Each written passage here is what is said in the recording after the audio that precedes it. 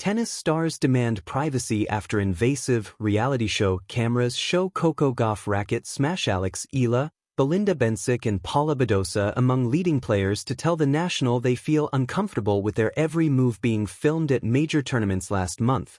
Coco Gauff walked off court following a heavy defeat to Alina Svitolina in the Australian Open quarterfinals, found what she thought was a private area away from broadcast cameras, and smashed her racket 7 times in a moment of raw frustration that it was an authentic reaction to a difficult loss, except the moment was not private. One of the many behind-the-scenes cameras installed in the hallways, training areas and tunnels of Rod Laver Arena captured Gauff annihilating her racket, and the footage spread like wildfire.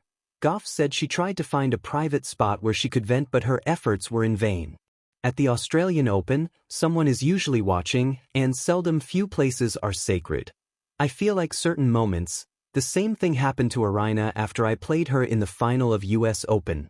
I feel like they don't need to broadcast, the 2-time major champion later said in her press conference. She was referring to world number 1 Arina Sabalenka, who in 2023 lost the US Open final to Gauff, went into the players' cool-down area, grabbed a racket from her bag, slammed it against the ground 4 times to destroy it, then walked over to a rubbish bin and disposed of it.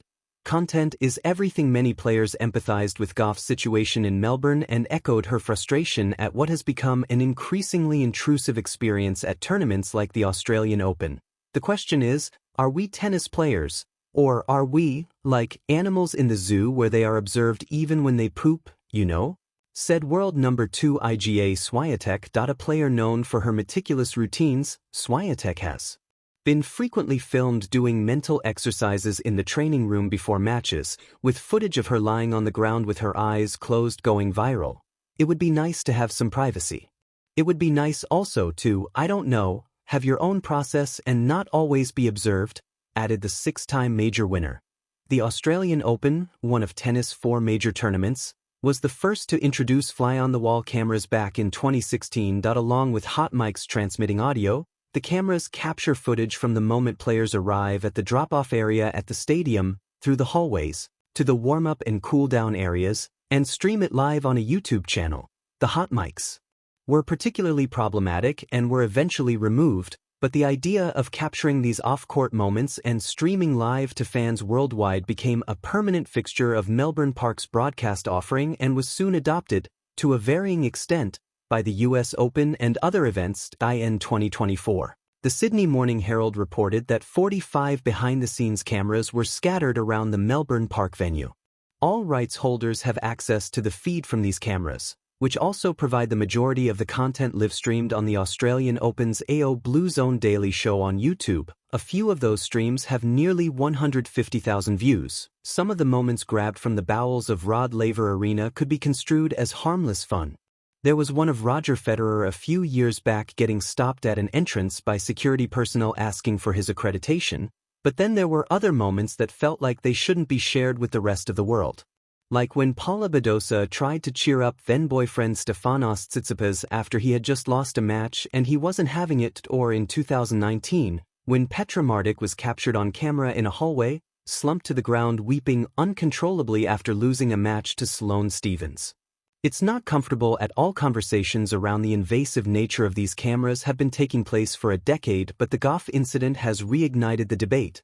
Are tournaments going too far in their quest for more eyeballs at the expense of player privacy?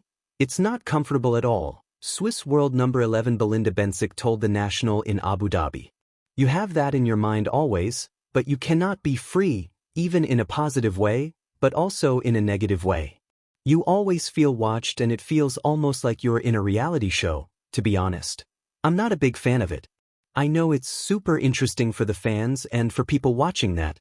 And I guess tennis Twitter can gossip about us, but it's not really what we're here for. Bencic cited a viral video that showed her daughter Bella, who turns 2 in April, playing in the gym at the United Cup, an event also run by Tennis Australia. I enjoyed the video myself. But in a way it shouldn't happen. It's too private, added Bencic. And Coco deserves her moment of privacy. She just played in a stadium where she had to keep her emotions together. And then she goes outside of the stadium and she has to still keep her emotions together. It's not possible, A call for common sense. Badosa believes the issue needs to be addressed and says the cameras add to the overall stress a player experiences at a tournament.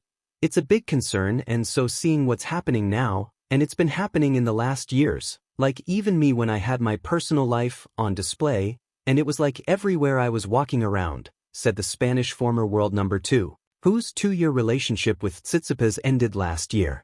It's not easy because at the end of the day people love to judge and people love to comment, and if they have more reasons to comment, it's never easy, and at the end I just feel that you're not relaxed, and we already have a lot of pressure and we're already trying to sometimes hold our emotions on court, that if we have to do that all day 24/7, I think it's very draining.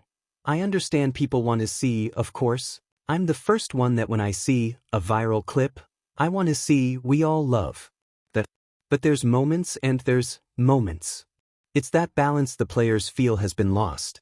What started with acceptable shots of pre-match prep and backstage banter has veered into the unacceptable footage of complete despair after gut-wrenching losses or heated exchanges with teams and loved ones. For the younger players, being around so many cameras can be novel and daunting. Indonesian Janice Tien, a relative newcomer to the WTA Tour, said she often forgets she is being filmed. When I remember and see the cameras, I just sometimes think, oh, did I do something? It's a very new experience for me, she said. Filipina rising star Alex Ila is also still getting accustomed to her new reality. I am learning to deal with a lot of, these cameras, and a lot of the times when people see me, the phone is the first thing they reach out for. Which is something that I have to adjust to, said the 20-year-old Ila. I do value privacy a lot. I think everyone has the right to their own privacy, and sometimes being a public figure, the lines are a little bit blurred. Or sometimes I can understand that we don't have the power to draw our own line. I think everybody should have the right to draw the line of privacy. In the current environment, drawing the line is not a luxury afforded to the players, even if tournament officials may suggest otherwise. Australian Open boss Craig Tiley told the Tennis Channel, "We want to listen to the players. We want to really understand what their needs and what their wants are. We'll continue to review it and make sure that the players are comfortable with."